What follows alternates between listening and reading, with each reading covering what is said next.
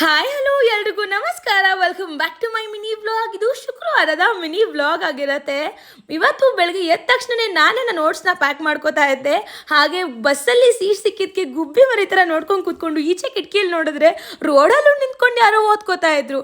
ಆ ಗ್ಯಾಪಲ್ಲಿ ನಂದಿನಿ ಬಂದು ಸ್ವಲ್ಪ ಪ್ರಿಂಟ್ಔಟ್ಸ್ನ ಬೇಕಿತ್ತು ಅಂತ ಹೇಳಿ ತೆಗೆಸ್ಕೋತಾ ಏನೋ ಮಾಡಿ ಪ್ರಿಂಟ್ಔಟ್ನ ತೆಗೆಸ್ಕೊಂಡು ಸೀಟ್ ಹಾಕ್ಬಿಟ್ಟು ಇವಳಿಗೆ ವೆಯ್ಟ್ ಮಾಡ್ತಿದ್ರು. ಬಸ್ ಹೊರಡೋ ಟೈಮಲ್ಲಿ ಬಂದು ಬಸ್ನ ನಿಧಾನಕ್ಕೆ ಹತ್ಕೋತಾ ಇದ್ಲು.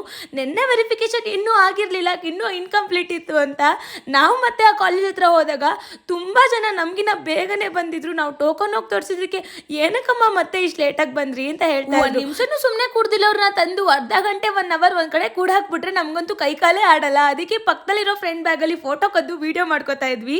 ನಾನು ಹೆಲ್ದಿ ಆಗಿರ್ಲಿ ಅಂತ ಓಟ್ಸ್ನ ತಿಂದ್ರೆ ಪೃಥ್ವಿ ಲಂಚ್ ಬಾಕ್ಸ್ ಅಲ್ಲಿ ಸ್ವೀಟ್ಸ್ನ ಫಿಲ್ ಮಾಡ್ಕೊಂಡು ಬಂದಿದ್ಲು.